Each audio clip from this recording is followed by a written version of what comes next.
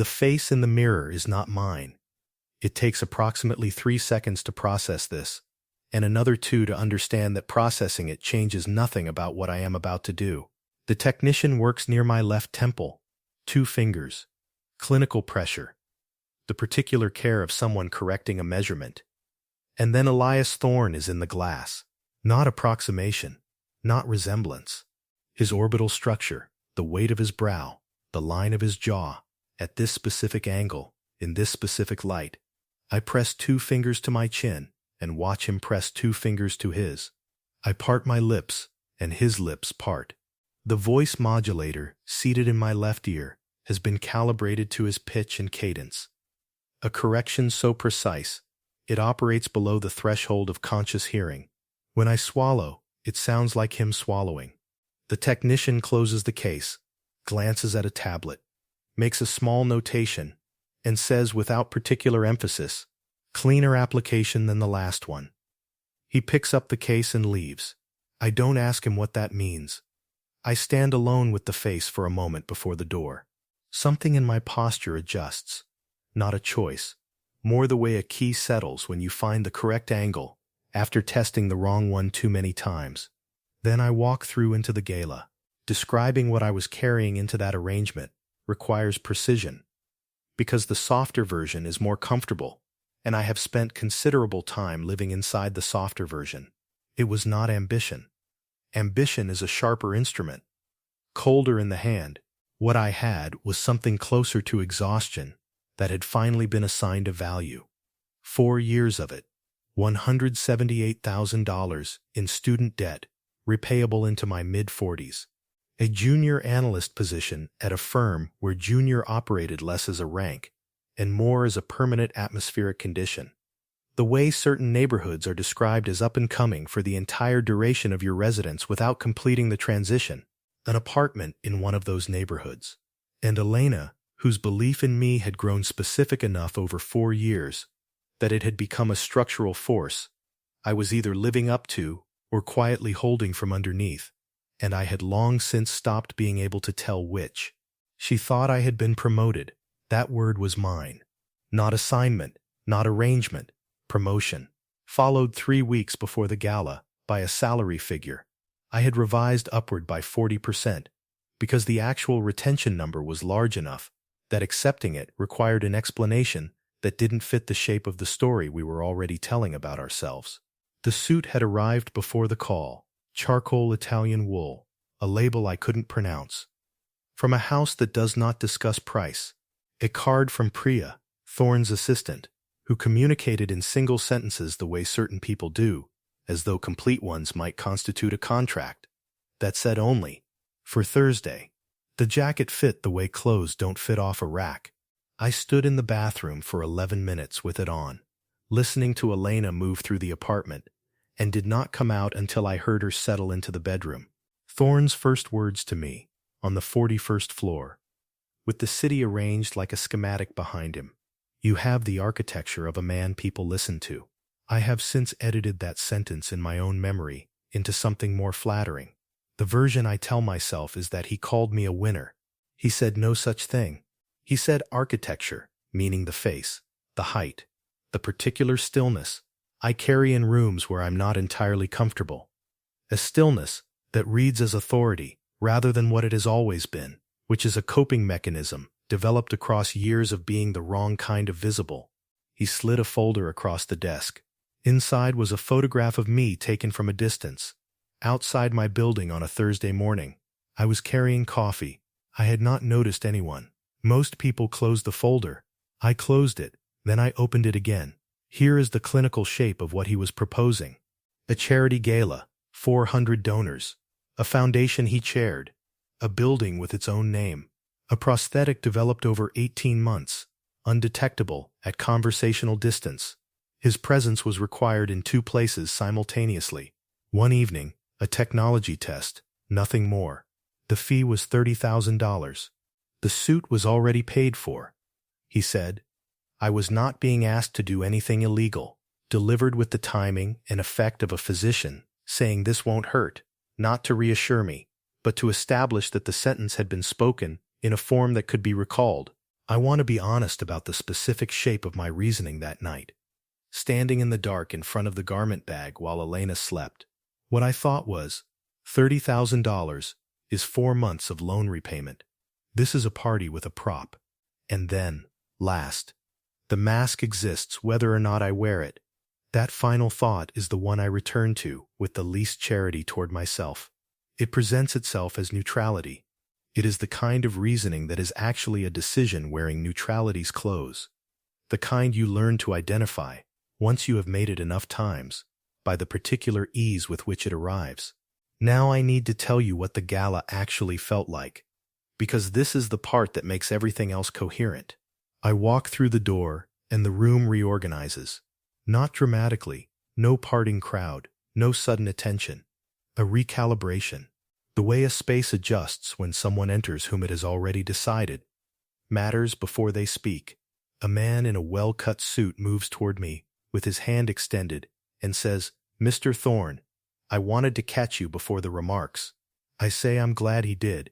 A woman from a philanthropic foundation touches my arm and says she's relieved to hear things have stabilized. I tell her the picture is clearer now. I hold the glass at the angle I have studied. Thumb at the base, fingers loose, the slight forward tilt he uses when he has decided to take someone seriously. And I stand in the center of the room's attention without deflecting it. For 4 hours, the face I'm wearing makes everything I actually am sufficient. More than sufficient. The debt does not exist here. The junior title does not exist here. There is only the architecture of a man people listen to, and for 4 hours it belongs to me in every functional sense. A man who manages a sovereign wealth fund, leans close near the end of the evening, and says, "I look like myself again." I say, "I feel it." He has no reason not to believe me. The face he is reading is a face he has always known. The money arrived the next morning. Hold that. Not the mask, not the room, the morning after. The deposit notification, the account balance, the specific texture of the quiet before Elena woke up. I thought, briefly, about the technician's phrase. Cleaner than the last one. Turned it over once, found no immediate place to put it, and set it down. 6 weeks later, Priya's email. Thursday, same car, same room, same man who never offered a name. The second engagement was a board dinner. The third, a private meeting with 3 men, whose names I was asked not to retain. By the fourth engagement, I had internalized Thorne's pause, the beat he holds before anything that carries weight, slightly longer than natural, which reads in a room as deliberation rather than the calibrated restraint it actually is. I had learned the angle of the glass, the quality of attention he directs at people, that makes them feel specifically selected. I was becoming, in measurable increments, a more reliable version of a man who was demonstrably struggling to be a reliable version of himself. What I knew during this period, and I am deliberately not using the version of this story that protects me, was that the biometric logs existed. Every room I entered as Thorne was a room where my retinal pattern, my fingerprint, my voice were being registered in systems I could not access. The accounts were mine in every traceable and legal sense. I knew this the way you know the location of a fire exit in a building you use every day. Noted, acknowledged, never expected to become relevant. I continued because the debt was real and the deposits were real. And because Elena's sister, who had maintained a quiet skepticism about me for years that her sister couldn't quite see, had called the previous week to say she finally understood what he saw in the work. The story Elena was now telling had become a structure I was living inside. Structures require maintenance. I was not trapped. I was load-bearing. Then Priya's Tuesday email arrived with an attachment. The transaction record showed $47, $2 million distributed through an architecture sophisticated enough to require months of forensic attention, with one traceable origin, a biometric authentication from a charity gala 9 weeks earlier. My retinal pattern, my fingerprint, pressed to a surface introduced to me as a temperature scanner near the entrance. My voice, requesting sparkling water, repurposed for a secondary voice authorization I had not knowingly triggered, except that I had provided every element that made it possible. I had walked into the room voluntarily. I had pressed my finger to the surface. I had asked for the water. I had accepted 7 deposits into an account in my name across 4 months. I had told Elena the bonus came through. There is no architecture of innocence assembled from those materials, and I have not located one since. I call Thorne. He answers on the second ring. He says the annual retention arrangement is $1 million. He says I will want to consult an attorney. He says any attorney I speak to will require, of course, the full documented history of my involvement, which is, he notes, quite thorough. He says I'm very good at this. He says I'm better than the last one. There it is. Not a threat. A filing notation. The last one. Meaning a prior arrangement. A prior man with the right face and the right debt load and the right magnitude of need for confirmation. The operation predated me. It had been refined, calibrated around a specific profile.